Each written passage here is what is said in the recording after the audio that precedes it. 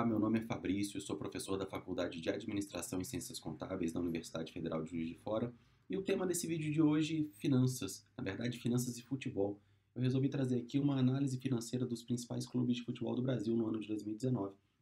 Portanto, se você torce aí para um dos times que vão ser analisados daqui a pouco, fica de olho nos números, dá uma olhada, vê se seu clube anda bem ou anda mal no que diz respeito às suas finanças. Qual que é a minha ideia de roteiro para esse vídeo? Eu gostaria de começar falando um pouco não só da minha motivação para discutir esse tema, mas também um pouco da relevância de se falar de finanças dentro do contexto do futebol, e mais especificamente do contexto do futebol brasileiro, para na sequência passar para uma tentativa de fazer um paralelo entre passado e presente. Como era a gestão financeira dos clubes brasileiros no passado e como parece estar a gestão financeira dos clubes do Brasil no momento presente. Ou seja, qual caminho parece que eles estão percorrendo no que diz respeito à gestão de suas finanças, à sua organização financeira? E para isso a gente vai falar na sequência de números, tentar mostrar números que eu acho que podem nos ajudar a ter um retrato da situação financeira dos principais clubes do Brasil. Analisaremos os 20 principais clubes do Brasil, balanços do ano de 2019, números como faturamento, endividamento, resultado, tudo em busca aí desse panorama, desse retrato de fato de como anda a situação financeira deles ao final do ano de 2019. Para, no fim, poder falar um pouco de perspectivas. O que nós podemos esperar aí do futuro financeiro dos principais clubes brasileiros? Acho que essa é uma pergunta bastante relevante, principalmente no contexto que a gente está vivendo, né? Se a gente traz para a realidade dos clubes o contexto da pandemia que a gente está vivendo, é um contexto de paralisação de atividades esportivas e, obviamente, de diminuição de receitas. Então, acho que é um assunto muito importante para a gente discutir ao final desse vídeo. Começando, então, sobre motivação. Por que discutir finanças e futebol no Brasil? Por que eu trago esse tema aqui hoje? Primeiro, eu queria dizer que eu sou professor da área de finanças na universidade, da área de finanças corporativas, discutindo dentro de sala de aula finanças de empresa. E me impressiona como cresce o número de alunos que a cada semestre procura fazer essa ponte entre finanças e esporte, finanças e futebol nos seus trabalhos de conclusão de curso. Isso tem me levado a ler sobre o tema, a pesquisar sobre o tema, e acaba que nos remete a uma nova área de estudo aí, que é a finanças de esporte, finanças de futebol e finanças de futebol brasileiro. Preciso dizer também que, como alguém que gosta de futebol, que acompanha futebol, eu tenho a percepção de que algo está acontecendo com a gestão financeira dos clubes de futebol no Brasil. Eu posso dizer, isso é uma percepção minha, que nunca foi tão presente no noticiário esportivo palavras como orçamento, planejamento financeiro, finanças, entre outros termos aí do meio financeiro. Ou seja, parece que tem algo de fato acontecendo. A gente vai falar daqui a pouco que, de fato, parece que existem algumas boas experiências de gestão financeira no futebol do Brasil. Elas ainda estão concentradas em alguns clubes, mas, de fato, tem algo acontecendo na gestão financeira do nosso futebol. Também, como motivo para a gente discutir esse tema, eu acho que você que acompanha futebol deve compartilhar essa percepção, a percepção de que a maior qualidade técnica dos clubes de futebol da Europa está muito atrelada ao seu maior poderio financeiro.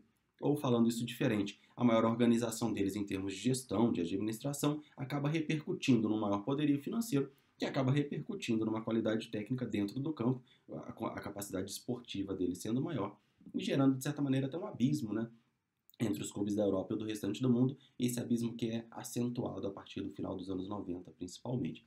Então são motivos para a gente trazer esse tema, e eu quero começar fazendo aquele paralelo que eu disse entre passado e presente. Como era a gestão financeira dos clubes brasileiros no passado, como parece estar essa gestão financeira nos dias de hoje. Olhando um pouco para o passado, e você que me escuta aí e que acompanha o noticiário esportivo, é muito provável que você tenha em mente que a principal característica dos clubes no passado eram dívidas altas. Não que isso tenha mudado muito para os dias de hoje, como a gente vai dizer daqui a pouco, mas, de fato, a dívida alta, o endividamento alto sempre foi uma característica marcante do futebol no Brasil. Aliado a isso, a gente pode dizer que as contas, os balanços, as demonstrações financeiras sempre foram muito mal explicados, sempre foram publicados com lacunas, com dúvidas, com atraso. Falta de transparência também era uma característica do futebol no Brasil no que diz respeito às contas, às finanças. Posso dizer também que talvez uma das características mais marcantes sempre foi a grande dependência da venda de jogadores como uma fonte de receita. É provável que você se lembre aí do seu time, aquele jogador jovem, promessa, que parecia despontar como um craque, que foi vendido muito cedo, provavelmente para algum clube de futebol da Europa, na expectativa de arrecadação de algum dinheiro que pudesse ajudar a fechar as contas daquele ano, contas que talvez não iriam tão bem naquele momento. Então, essa grande dependência da venda de jogadores é um fato bastante relevante e marcante do futebol brasileiro historicamente também no passado, como também é a dependência das receitas de televisionamento para fechar as contas e para o faturamento dos clubes. Sempre foi uma prática muito comum no futebol do Brasil os clubes chegarem para as redes de televisão e tentarem antecipar dinheiro de transmissão de jogos que aconteceriam no futuro, porque no momento presente eles estavam com as contas complicadas, precisando de dinheiro para pagar a conta, para não ficar no negativo, não ficar no vermelho. Então, isso sempre também foi uma característica marcante. Ou seja, resumindo, falta de práticas claras de gestão marcaram o passado financeiro dos clubes do Brasil. Quando a gente olha para o presente, parece estar havendo um movimento em direção a uma maior organização financeira. Parece estar havendo uma tentativa clara de equacionamento de dívidas, parece estar havendo um movimento claro em direção a maior transparência na divulgação dos dados. Tenho que fazer aqui uma ressalva. Os clubes brasileiros não são exemplo de organização financeira ainda, não são exemplos de endividamento equacionado, não são exemplo de transparência, mas caminharam muito em direção a isso e é um movimento que vem sendo percorrido. A gente imagina que ele inclusive melhore e aumente nos próximos anos. Convido até você a tentar, depois que assistir esse vídeo, entrar no site do seu clube, clube pelo qual você torce, e tentar localizar os balanços de 2019, 2018, 2017. É muito provável que você encontre lá uma área de transparência e as demonstrações financeiras devem estar lá, com parecer das auditorias. Então, assim, já é um movimento de maior transparência. Claro que a gente precisa dizer, por exemplo, olhando para os balanços de 2019, várias ressalvas foram feitas no que diz respeito às auditorias em relação aos balanços que foram publicados. Algumas ressalvas bem pequenas, simples, algumas ressalvas um pouco mais complexas, mas como eu disse, parece que está havendo um movimento em direção a maior transparência. Também parece estar havendo um movimento em direção à valorização de ações de marketing esportivo como forma de aumentar as receitas e de gerar principalmente receitas recorrentes. E aqui destaque para o grande número de programas de sócio-torcedor que foram implantados nos clubes nos últimos anos, ou seja, a tentativa de gerar mais receitas e mais receitas recorrentes para depender menos daquelas receitas não recorrentes, como, por exemplo, a venda de jogadores. Então parece que tem uma coisa acontecendo aqui. Parece que tem um movimento interessante acontecendo aqui. E para falar desse movimento interessante que parece estar acontecendo, a gente precisa começar a olhar para números. Números ligados a faturamento, a endividamento, a resultado, enfim, números dos clubes do Brasil. Eu começo dizendo que serão aqui apresentados números dos 20 principais clubes do Brasil, segundo o ranking da CBF, do ano de 2019. Tá? As fontes de dados são os balanços dos próprios clubes, o relatório da Ernst Young de análise financeira dos clubes brasileiros, publicado agora em 2020, e um relatório bastante completo sobre o futebol do Brasil, e o portal Globoesporte.com, especificamente o blog do Rodrigo Capello, uma grande referência aí no Brasil no que diz respeito ao assunto finanças e esporte. Bom, vamos lá. Primeiro eu queria dar destaque para alguns grandes números de 2019 desses 20 clubes analisados. O primeiro grande destaque diz respeito às receitas. Receitas recordes de 6 bilhões de reais. Nunca na história do futebol brasileiro o somatório desses clubes tinha atingido tamanho faturamento no ano, o que é uma boa notícia. E, infelizmente, temos também um recorde no ano, que é o tamanho do endividamento líquido total, atingindo ou suplantando os 8 bilhões de reais. Só olhando rapidamente para esses dois números, a gente já percebe que o endividamento total do ano é maior que o que faturaram os clubes naquele ano, ou seja, o que foi faturado naquele ano, fazendo uma continha rápida que não daria para pagar o endividamento. Só uma análise que a gente aprofunda daqui a pouco. Somados, resultados positivos de alguns, resultados negativos de outros, a gente tem um somatório que dá um déficit de mais de 600 milhões de reais no ano de 2019 por esses 20 clubes, ou seja, um cenário não muito legal, né, ainda no ano de 2019. Começando a olhar com mais detalhe para as receitas. O primeiro dado que eu queria trazer é o faturamento de cada um dos clubes. Esse número que está no gráfico da tela de vocês está em milhões de reais. Percebam de cara, ao olhar para essa imagem, a discrepância entre a turma da esquerda e a turma da direita. No lado esquerdo você tem o faturamento recorde do Flamengo no ano de 2019 de 950 milhões de reais, número histórico no Brasil. É importante fazer aqui uma ressalva que nos 950 milhões do Flamengo de 2019 está contabilizado a receita da venda de um jogador em 2018, especificamente o Lucas Paquetá, que acaba ajudando a melhorar o número de 2019. Se a gente exclui esse número, ainda assim o faturamento estaria muito próximo de 900 milhões, o que é ainda um número histórico e muito grande. Se a gente olha lá para o canto direito, clubes de boa participação na Série A, como Sport, América Mineiro, Atlético Goianiense, com faturamento na casa de 20, 30 milhões de reais. Mas eu queria destacar nessa imagem um dado. Se a gente olha para Flamengo, Palmeiras, Grêmio, Internacional e Corinthians, que são os 5 primeiros colocados no canto esquerdo desse gráfico, a gente tem uma grande concentração de faturamento, ou seja, apenas os 5 concentraram 50% de tudo que os 20 faturaram no ano. E esse é um dado que precisa aqui merecer destaque da nossa parte. Quando a gente começa a analisar a evolução do faturamento de todos os clubes ao longo dos anos, olhando para de 2010 a 2019, a gente percebe um grande crescimento. Reparem que a receita total dos clubes passa de 1,5 bilhão em 2010 para 6 bilhões em 2019, ou seja, um crescimento de 281%. Um crescimento bastante acentuado. Mas eu queria destacar nesse gráfico essa linha de azul escuro na parte de baixo dele, que é a linha da receita recorrente. O que é a receita recorrente? A receita recorrente é aquela que todo ano o clube pode contar que terá recursos nela. Venda de ingressos, patrocínio em camisa, né? Ou seja, receitas que sempre acontecem, que a gente sempre sabe que teremos dentro do nosso orçamento. O que eu queria destacar nesse gráfico? Reparem que com o passar do tempo, a distância entre a linha azul clara da receita total e a linha azul escura da receita recorrente, essa distância aumenta. Aumenta por quê? Enquanto a receita total cresceu 280%, a receita recorrente cresceu 229%. E o que explica esse aumento, esse distanciamento entre essas duas linhas que a gente percebe aí? As receitas não recorrentes, ou seja, aquelas com as quais a gente não pode contar. E aqui um destaque principalmente para a transferência de jogadores. A dependência de receitas não recorrentes, como a transferência de jogadores, na verdade aumentou. E isso faz com que haja um distanciamento entre receita total e recorrente nos anos, e isso pode ser comprovado quando a gente olha o primeiro e o último ano dessa série, quando a gente tenta desdobrar, né, desmembrar o faturamento. Se a gente olha para essa tela, aqui no meio, 15% em 2010 é o que representava a transferência de jogadores dentro do faturamento dos clubes. Em 2019, a transferência de jogadores passou a representar 27% de tudo que os clubes faturam. Ou seja, eu dou muito destaque a esse dado porque, do ponto de vista do planejamento financeiro, depender muito de uma receita que eu não sei se virá não é algo saudável. Isso parece estar acontecendo nos clubes do Brasil, com um aumento dentro dessa série que a gente analisa aí dos últimos 10 anos, né, em relação ao faturamento. Esse é um detalhe que merece muito destaque da nossa parte.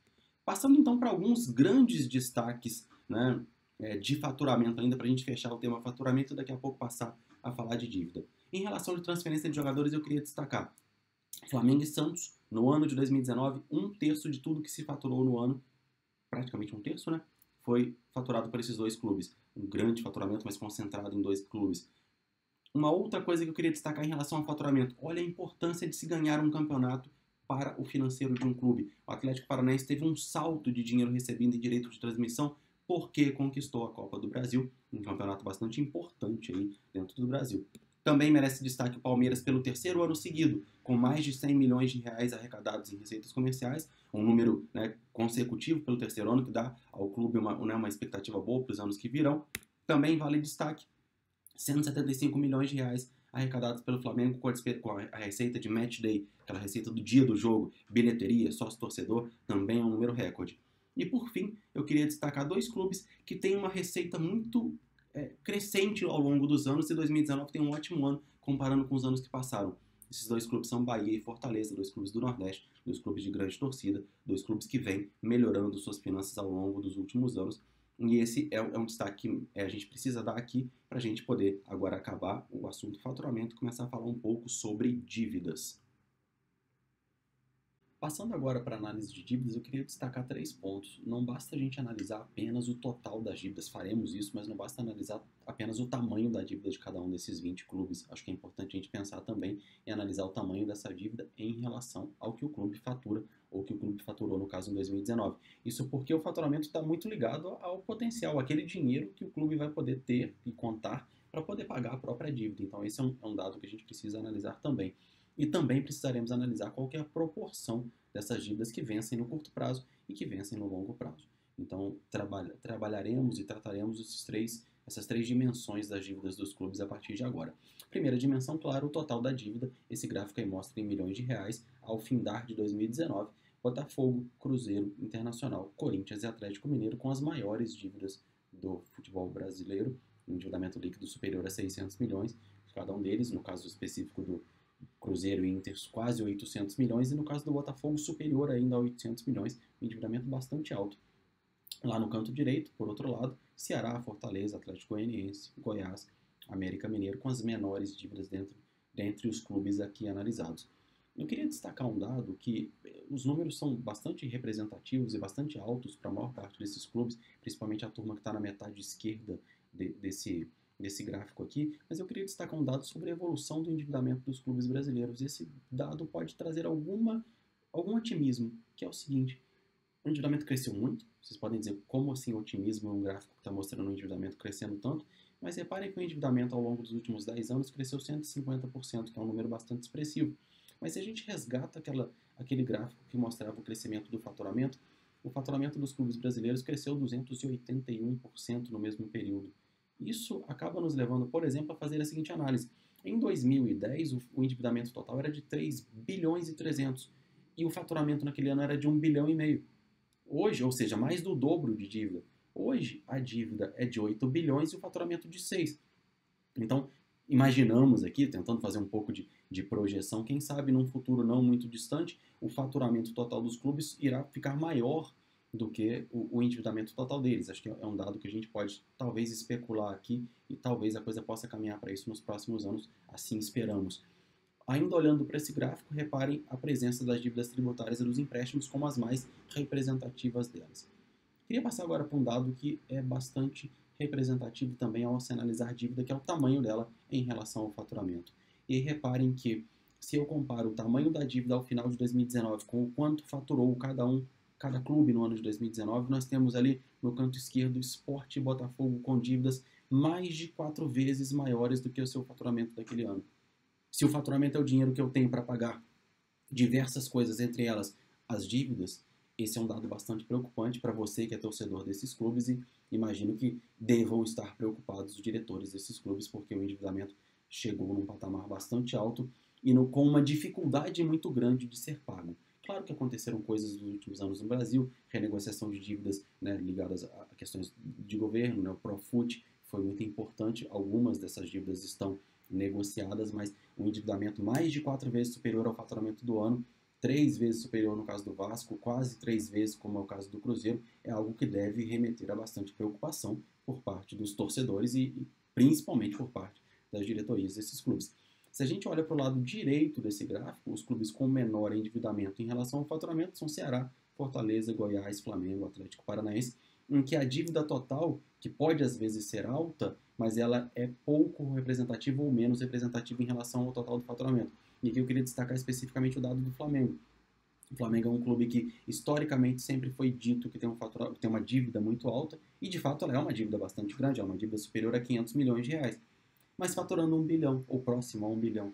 Então é uma relação que a gente precisa ter. Talvez seja melhor, como muitos dizem, dever 1 bilhão de reais faturando 10 bilhões, do que dever 10 mil faturando 5 mil.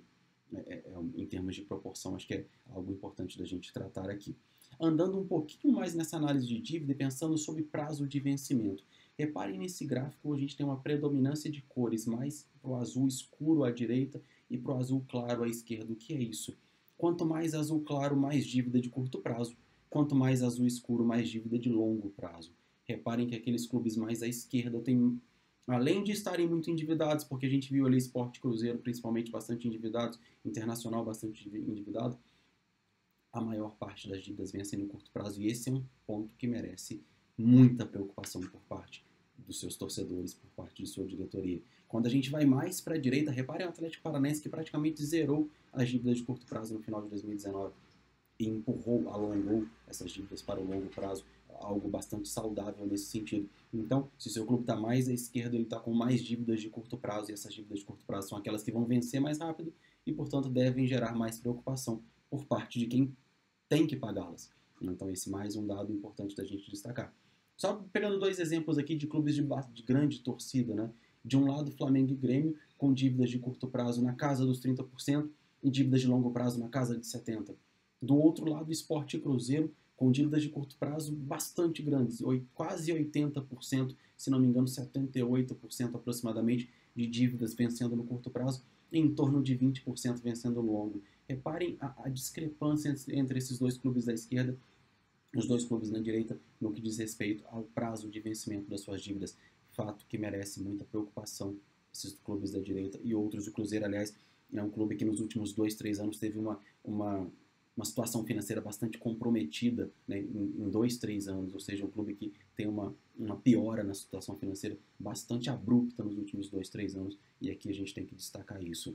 Passando para o número de resultado, aquele dinheiro que sobra, ou que em alguns casos falta dentro dos clubes. Se a gente olhar para o ano de 2019, só a turminha lá de cima teve resultado positivo, liderando esse ranking Atlético Paranaense e Flamengo com mais de 60 milhões de reais em resultado operacional positivo no ano.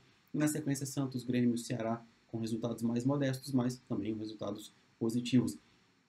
E a turma de baixo com resultados bastante negativos, é aqui o destaque para o Cruzeiro, 394 milhões de déficit só no ano de 2019.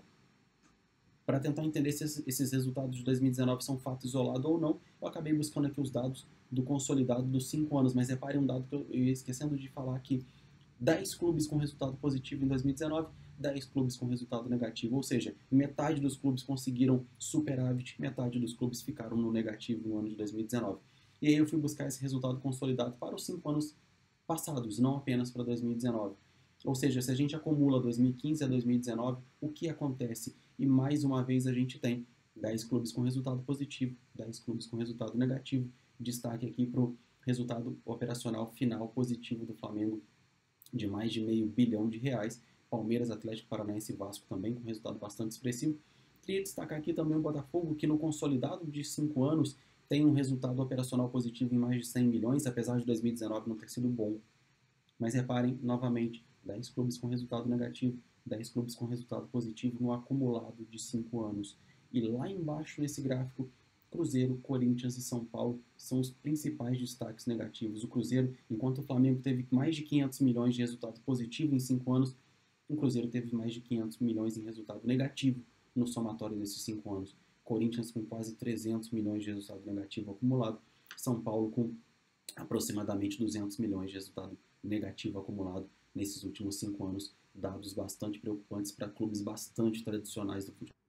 Passamos agora então para falar das perspectivas. O que esperar do futuro financeiro dos clubes brasileiros, dado esse cenário que a gente veio aí procurando desenhar de faturamento, de endividamento, de resultados, o que esperar do futuro desses clubes de futebol do Brasil, esses clubes aqui analisados. E eu queria destacar 3 pontos, e o primeiro deles é que me parece que a organização, que a gestão, que uma gestão profissional são cenários, são caminhos sem volta, né? Ações estratégicas, gestão profissional, eles podem levar a um aumento de receitas, a um aumento de receitas recorrentes, a uma menor dependência de jogadores dentro do faturamento, há um aumento do faturamento para equalizar aquelas dívidas altas que a gente mostrou agora há pouco, há um aumento do faturamento para que possa ser investido dentro do próprio clube, e no caso específico que a gente está falando de esporte, investido em jogadores que podem melhorar a qualidade dos times. Eu não estou aqui para fazer correlação entre dinheiro e desempenho esportivo, mas pode acontecer, quer dizer, a gente imagina que aqueles clubes que estão com faturamento mais alto vão ter mais potencial de investir em jogadores, e talvez, quem sabe, esse maior investimento em jogadores possa repercutir de maneira positiva no desempenho dentro de campo também. Então parece que a organização, né, a gestão profissional são um caminho sem volta, não dá para ficar de fora desse tipo de coisa. Uma segunda perspectiva, uma segunda questão sobre o futuro que eu queria aqui destacar diz respeito à incerteza em relação aos impactos da pandemia da Covid-19, e aqui mais uma vez dizer que os danos estão em todas as atividades econômicas e o futebol não vai ficar de fora disso, claro, mas aqui eu queria mais uma vez dizer que aqueles clubes que estão com uma melhor gestão talvez consigam passar por esse momento difícil de maneira mais tranquila ou menos problemática, assim como as empresas que estavam mais organizadas talvez consigam passar por esse momento de maneira um pouco mais simples do que outros. Isso pode acontecer no futebol. A grande questão aqui diz respeito à incerteza de quando tudo volta, né? E isso, em termos de previsibilidade, é muito difícil. Só que se não tem campeonato, não tem bilheteria, e inclusive pode ser que os campeonatos voltem, deve acontecer dos campeonatos voltarem sem venda de ingressos, e esse é um ponto importante dentro do faturamento dos clubes, né? Destacamos aí alguns números durante essa apresentação. Por exemplo, falei que o Flamengo teve 175 milhões de reais ano passado com venda de ingresso, bilheteria, sócio-torcedor. Imagina o que é voltar às atividades sem poder vender ingressos. Isso traz um impacto muito grande nas finanças de qualquer clube. Queria destacar aqui também um ponto em relação a isso, que talvez esteja sendo menos falado na mídia, mas que me chama a atenção, que com os clubes talvez em crise financeira, o mercado de transferência de jogadores pode ser afetado. A gente viu nos últimos anos transferências muito altas de jogadores, muitas vezes até se questionando números tão grandes, e talvez, quando tudo voltar ao normal, talvez esse mercado de transferência seja um pouco mais modesto, e aí clubes do Brasil que sempre dependeram muito da venda de jogadores vão acabar né, sofrendo com esse mercado talvez mais modesto em relação à venda de atletas. E por fim, uma terceira questão de perspectiva ou de futuro que eu queria aqui destacar diz respeito a alterações de ordem regulatória. Existe uma legislação, existe uma conversa sobre legislação para transformação de clubes em sociedades anônimas. A gente percebe muito na mídia esportiva que o Botafogo, principalmente, é um clube que fala muito disso, que talvez tenha uma grande expectativa em relação a isso, e acho que deve ter mesmo. A gente mostrou agora há pouco o tamanho da dívida, então a perspectiva de se tornar uma sociedade anônima talvez leve a capacidade de captar dinheiro num montante mais alto, eventualmente até para pagar ou para minimizar os impactos dessa dívida. Então isso pode trazer um novo cenário para os clubes no futuro, mas logo agora no curtíssimo prazo a gente recebeu a notícia da publicação da medida provisória 984, agora em 2020, que altera também a forma de venda de direitos de transmissão dos jogos, e isso ainda está num certo embate. Como os campeonatos estão parados, né, a coisa ainda não evoluiu muito, mas tem um grande embate, e é uma medida provisória, pode eventualmente não vir a virar lei, não vir a ser apreciada pelo Congresso, mas a questão é que isso também pode mudar a forma como os direitos de transmissão vão ser comercializados num futuro próximo, e isso também vai mudar a maneira dos clubes se organizarem em torno dessa importante fonte de faturamento que é o direito de transmissão. E, diante disso, eu queria agradecer pela oportunidade de discutir sobre um assunto que envolve a minha área de atuação profissional, que é finanças, uma área que eu gosto tanto, que é o futebol, e deixar aqui meu contato para eventuais dúvidas. Muito obrigado.